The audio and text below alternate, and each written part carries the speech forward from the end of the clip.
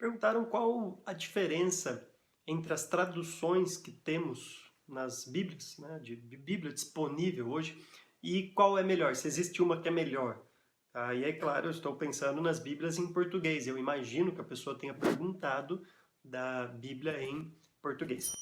Ah, bom, existem três maneiras de se realizar uma tradução bíblica, embora dificilmente isso é estanque, né? Isso é tão separado assim. Isso pode acontecer num momento ou outro no processo de tradução, um método intercalar com outro. Mas, via de regra, nós temos o que nós chamamos de uma tradução formal, de uma tradução dinâmica, ou outro nome que se usa, né, uma equivalência formal, ou uma equivalência dinâmica, e uma paráfrase. Então, qual seria a característica desses três tipos de tradução? Bom, paráfrase é você reescrever algo com outras palavras, buscando a ideia essencial, o sentido realmente daquilo, e deixar algo mais contextualizado. Então, por exemplo, Bíblias como a NTLH, Nova Tradução da Linguagem de Hoje, a Bíblia Viva, aquela Bíblia A Mensagem, são paráfrases. Algumas se afastam muito do sentido do texto, pelo menos da literalidade do texto, numa tentativa de ser contextual, e outras um pouco menos. Mas sempre paráfrase é essa ideia de você, mesmo que você tenha que sacrificar a literalidade, você preserva, ou pelo menos tenta passar o sentido para um determinado povo, ainda mais quando isso está muito distante do estilo de linguagem ou qualquer coisa de figuras de linguagem daquele povo que foi escrito. Então, essas são as paráfrases, e as três principais bíblias são essas. A equivalência formal é quando a maior preocupação do tradutor bíblico é manter a literalidade. Então, a Bíblia King James, a corrigida fiel, a revista e corrigida, né, a ARC, essas bíblias buscam, o principal objetivo delas é manter uma equivalência formal, ou seja, traduzir palavra por palavra e manter o mais próximo possível do original. Esse é o objetivo dessas traduções.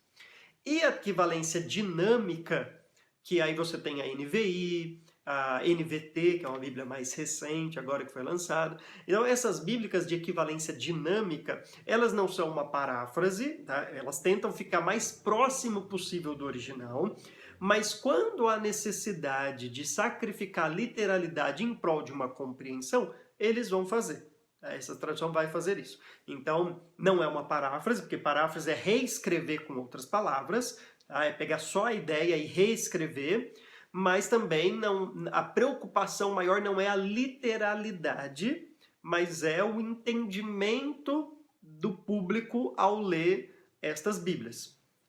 Tem aquelas que buscam uma mescla entre essas, né? A NVI, eu ainda tenho minhas dúvidas se é uma equivalência realmente puramente dinâmica ou se muitas vezes é formal, porque como eu disse, nem sempre isso é estanque, né? Às vezes você percebe que a NVI em alguns textos traduz mais literalmente do que, por exemplo, a RA, que é mais comum. Mas a RA e aquela Almeida do século XXI são bíblias que buscam fazer esta junção entre equivalência formal e dinâmica. Enfim, são estas três maneiras.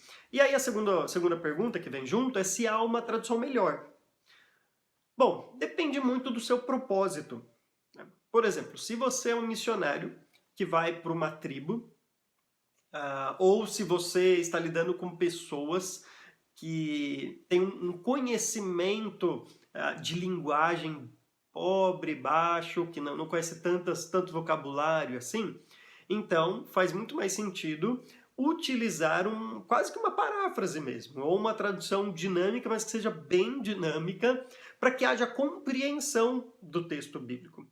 Essas traduções mais formais, que são muito boas para estudo bíblico e para lidar com outros públicos, elas são boas, mas muitas vezes é difícil de entender o que a pessoa está dizendo, porque ao manter a literalidade, nós estamos dizendo e falando sobre um povo que viveu há 2.000 anos, né, no seu limite ali, mas você tem uma cultura de 3.500 anos, 4.000 anos antes da nossa, com figuras diferentes, com modo de escrever diferente, com jeitos de formar frase, o grego, o hebraico, diferente do que nós fazemos.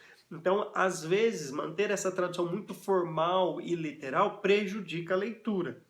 Então, o que eu gosto, mas é preferência, é uma que fique nesse meio termo. É uma tradução dinâmica que tente se aproximar do original, mas que, quando necessário, mostra, preza mais pelo sentido mesmo, porque a ideia é compreender aquilo que está escrito. Então, não é uma tradução melhor. O que existe é propósitos distintos. Então, se você quer de fato estudar a Bíblia, fique com uma equivalência formal ou dinâmica, nunca uma paráfrase. Mas muitas vezes você quer ler um texto histórico, que 70% da Bíblia é de história, então muitas vezes você pegar uma paráfrase para ter uma ideia geral do sentido, também vale a pena. Eu acho que o mais importante de tudo é ter algumas Bíblias para comparar, principalmente aqueles que gostam de estudar, né? Ter algumas versões para comparar, e melhor de tudo seria conhecer as línguas originais, grego e hebraico, e aí sim nós podemos inclusive não só comparar, mas questionar traduções, comparações, e aí veremos que ora RI traduz melhor, ora NVI, ora King James, enfim, depende muito do texto. Mas isso mais ou menos é o que temos de Bíblia hoje no Brasil.